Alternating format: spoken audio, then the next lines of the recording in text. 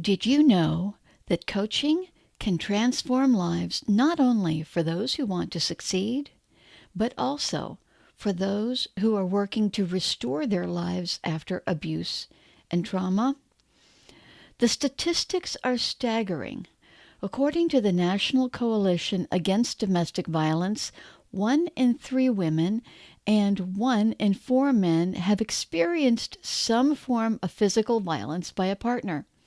And if you consider the many other forms of abuse, the number is even higher. This means that if you look to the woman on your right and then to the woman on your left, either you or one of them has likely been a victim of abuse at some time in their lives. The Washington Post spoke with Rebecca Hitchen, head of policy at the End Violence Against Women Coalition. In her interview, she said, "This data highlights what we have long known, that violence against women and girls is ubiquitous across the world. While it's not a surprise, it is of huge concern. And given the stigma and victim blaming that is almost universal experience for survivors, we know the true prevalence and scale is likely to be even greater, as many cannot or do not feel able to disclose their experiences," she said.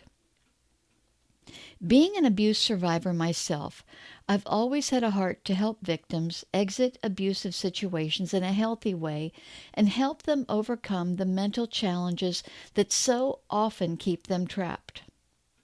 I believe coaching can play a significant role in helping, and maybe you do too. A while back, I did a post on this topic, and due to the many comments I continue to receive, I decided to reprise this information on this podcast because I'm exploring the feasibility of creating a specialty coaching program for those who feel called to work with abuse and domestic violence. In today's episode, I'm going to address cautions you must be aware of if you are going to help abuse victims. This specialty can be full of landmines, and if you're not trained, you can do more harm than good. So hear me out. I'm going to give you some factual data and what you must know to ensure everyone's safety as you coach for life restoration and mental health. Welcome to the Christian Coaching School podcast. I'm your host, Dr. Leelo Bush. I'm a master coach, author, curriculum creator, and the #1 authority on spirit-led Christian coaching.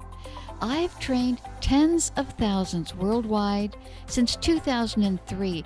If you're ready to up-level your skills, find greater fulfillment, and employ the most powerful coaching available to mankind, let's go. Welcome to this episode of the Christian Coaching School podcast. I'm Dr. Leelo Bush, and I am so excited that you have joined me. Thank you for taking the time to invest in yourself. And if you're a returning listener, welcome back. Some of the most pervasive, often hidden issues in our society are related to abuse and domestic violence. The Christian population is certainly not immune to these issues. They exist in every financial and racial demographic and every type of household. Here are some categories of abuse that you may want to be aware of. Of course, there's physical abuse, there's verbal and emotional abuse, mental, psychological abuse, there's sexual abuse, financial and economic abuse, cultural identity and religious abuse. Abuse in a relationship can include one or more of these behaviors. These symptoms may continue over time and frequently escalate. When we hear the word abuse, many of us think of physical abuse. It's important to understand that physical assault is only one means of abuse, manipulation, and control, but it's far from being the only one. Generally speaking, physical abuse is not the initial form of abuse that the perpetrator will use. Even if you do not specialize in this niche, you need to connect with someone who does, so that you can refer your client to a qualified practitioner if need be. Do not try to coach in this topic if you are not trained. This is a topic that's close to my heart because of my personal experiences. I know that healing is possible. I have seen true restoration take place, and I believe that is ultimately our Father's will. This is a complicated and difficult issue because there is so much hidden, so much guilt and shame around talking about it. Abuse and domestic violence are such broad and deep topics that I certainly can't cover everything you need to know. That said, my goal here is to give you enough information so that you better understand the issues involved. I also want to encourage you to use your coaching skills in this niche if God leads you to. But I believe it's time that life coaches learn more about coaching in this specialty. If God has given you a heart to help and the inner strength to face these tough issues, then by all means go for it. There are two tracks you could take when working in this specialty. You may take an educational track to introduce coaching to your local agencies and do speaking around the topic. Or you may have a heart to become the actual coaching service provider for the victim, their abuser, or both, but certainly not together. And I'll say more on that later. Domestic violence leaves its victims full of fear, desperation, and hopelessness, and those who manage to come out of its grasp often feel that they have been left with nothing in their lives. I believe coaching skillfully can make a huge difference in the lives of those who are willing to participate in and trust the process. This is true for the victim of abuse. It's also valid for the perpetrator if they are willing to get on their knees before God and do some serious work. It's important to recognize that victims and abusers have very different issues and motives. Statistics show there is only a small percentage of perpetrators who ever recover or change. And there's a few reasons for this. In order to receive help, the abuser needs to face what they've done. They need to acknowledge the pain they have caused, and that's a tough pill to swallow for anyone, particularly someone who may have convinced themselves that what they did was necessary and justified. And this is often the case for the abusers. They think they're right. The main reason is that the issues within the mind of an abuser are also the same ones that tend to keep them there.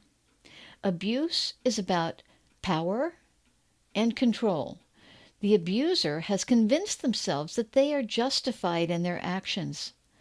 Most abusers act from their insecurity, while a narcissist acts from a high level of confidence and supremacy. But control and manipulation are their common weapon. And when someone is convinced they are right and justified, they just don't really have a compelling desire to change. Now, they may attend counseling to get the court and agencies off their back, or even to prove to the victim how much they are trying to change. But if there has not been a heart change, these dangerous issues tend to persist and even escalate, hence the low recovery rate. On the other side of the spectrum, we have the victim, who has a pervasive, compelling need to heal. They understand their future and perhaps even life depend on it. So the victims are generally far more agreeable to taking the needed steps. Let's visit the cycle of abuse. Abuse operates in a cycle, which makes it extremely difficult for a victim to extract themselves from it. The reason that domestic violence cycles continue is that the victim's thoughts and beliefs haven't changed, even though they may have arrived at a safe place. Generally, the abuser arrives on the scene as a warm, caring, loving partner. It's not unusual for them to give their victim a rush, so to speak, in the beginning of the relationship, showering them with attention and gifts and sweet words to draw them into their web. Then, when the abuser feels threatened that their victim may want to leave, or demonstrates too much independence, or even says what the perpetrator believes is the wrong thing, tension begins to build. The victim becomes guarded, wanting to avoid conflict. Eventually, what is wrong behavior becomes a moving target, so the victim can't even predict what could set off the abuser. But by then, the victim has become so accustomed to the abuser's presence, confessions of love, and other sweet words that they barely notice their own increasing isolation and insecurity. Thus, they're unable to think clearly as they try to reason a solution to the growing tension. When the abuser blames the victim for their words and actions, the victim believes that they may truly be the one at fault, not realizing this is part of the abuse cycle. Little by little, their confidence wanes, and what was once infatuation turns to neediness and fear. You'll notice on the cycle of abuse, at first there is a buildup of tension, then an explosive abuse incident, then reconciliation, followed by a honeymoon stage of calm until the tension starts building again. In order for the change to take hold and become a new lifestyle, the person must learn to think in new ways about themselves and understand how doing things the same old way will get the same old results. They need to learn that their thoughts create emotions that drive their actions to bring the results they have. We teach you how to deconstruct destructive thought patterns to help them create and establish healthy thoughts and transform lives. There is, though, a long road to healing ahead of most victims, and many of them do have the inner strength to overcome their past abuse. But in order for them to be successful, they need a trusted person to come alongside them, to encourage them and hold them accountable. Many of them need a way to restore balance, sound thoughts, and inner strength in order to truly walk away. Victims must learn to create boundaries in order to remain safe and to prevent them from repeating the actions that allowed them to fall into abusive relationships in the first place. As I mentioned earlier, abuse is a cycle and does not just suddenly occur in a vacuum. In a high percentage of cases, the abusers have convinced or gaslighted their victims to believe that they are of no value and are unable to think or live independently of the abuser. It's my view, from both personal experience and hearing from our graduates who use the skills they learned here at CCCA, that coaching can be a real game changer. It can help the victim learn and sustain new behaviors and thoughts in order to restore their lives. So let's take a closer look at the abuse and domestic violence coaching process. First, though, a strong word of caution. Do not agree to work with both the victim and the perpetrator in the same session. Their issues are very different, and the victim will probably be afraid to speak out truthfully during the session for justifiable fear of retribution from the abuser. Retribution is very likely, even probable. It would jeopardize the safety of the victim. Never, never do that. Typically, the process begins with a group meeting to explain how coaching works and how it can help them make the needed changes. Many victims have never heard of coaching, or at least not in this context, so it creates needed awareness and familiarity with the process and the coach who is leading the group. Once safety and confidence in the coach has been established, victims become more willing to accept the challenges and agree to meet with the coach one-to-one.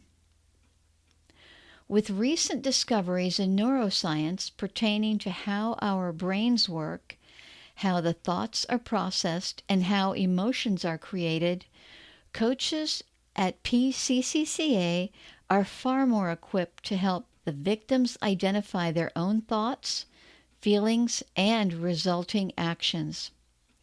Truly, the knowledge has been life-transforming. Victims regain their identity and begin exercises to help them understand themselves and their thoughts.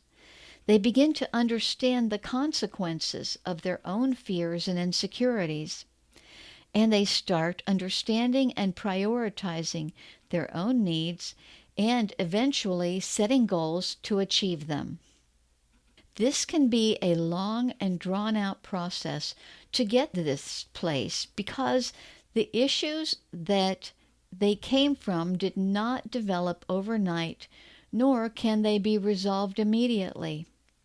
Generally, ongoing thought work is required, and the coach can help facilitate the process once they have learned these methods. It is said that a problem can't be solved until it can be faced, and this is very true for victims of domestic violence. Not only are the victims emotionally injured from their trauma, but they carry guilt over the circumstances as well.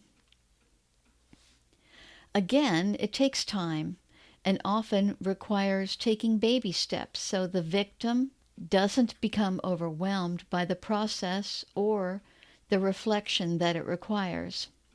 All the while, make sure the victim can remain in a safe environment as well as feel supported, and that they are in a safe space emotionally and mentally. Working in this specialty can be difficult and draining. There are so many emotions and stories coming from the victim. It's your job as the coach to remain strong, yet kind, objective yet understanding, not to mention focused on the steps needed. It's really important for us to also address self-care for coaches. You will need to be mindful of your own emotional stores and take breaks when you are feeling stretched. You will need to judge the progress being made in a session and adjourn while both you and the person you are coaching are in a stable mindset.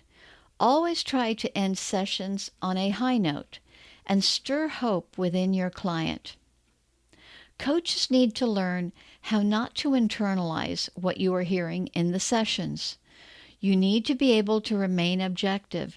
Your goal is to help support the client to a place where they can become independent and gain confidence in using the thought work tools that you'll use. Coaching professionals are usually compassionate by their nature. However, this work is not easy. Listening to others' problems, particularly when it involves high emotional triggers and abuse. This can take an emotional toll on the most experienced coach. There are multiple effective methods for the coach to exercise self-care and avoid undue stress and possible burnout. As a Christian, be sure to include prayer and meditation on God's Word, regular breaks, deep breathing exercises, eating well, physical exercise, and adequate sleep. I recommend all of these, but the choice will depend on your unique needs. The victim's needs are great, but don't sacrifice yourself to help others. If you burn out, your ability to do the work you are called to do may be greatly limited. You want your clients to experience the confidence to call themselves survivors of their past. Additionally, your clients will need skills to identify the red flags of abuse so that they don't repeat the thoughts and actions that previously led them to succumb to the abusive relationship. This is certainly a challenging niche that requires a unique brand of courageous coaching. It can be incredibly rewarding, though, when your client regains their independence, learns to provide for themselves, and opens their heart to live and love again. Would you like to learn more about Christian coaching from me as you join a community of sharp, like-minded go-getters? If so, I want to invite you to join my new private Facebook group called Courageous Christian Coaching Tribe. To find the link to my group, visit pccca.org/tribe. You'll find this URL in our show notes as well. I can't wait to meet you and welcome you to our tribe, where you'll meet some of our old guard coaches who have been with me for over a decade, as well as some newbies and aspiring coaches. And hey, if you see the value in coaching God's way and want to add these skills to your skill set, this group is for you. And I can't wait to meet you there. If you've enjoyed the podcast, please leave me a review on Apple Podcasts. This will benefit us in the search engine algorithms and help other coaches and aspiring Christian coaches like you to find us. Now go out and make this a great day. I am Dr. Leelo Bush, and I'll meet you again on our next episode of the Christian Coaching School podcast.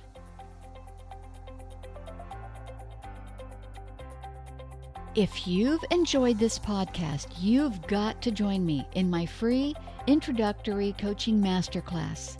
I created this program so that you can experience the power of coaching and see if we're a fit to help you achieve your training and certification goals. Visit us at pccca.org/get-certified.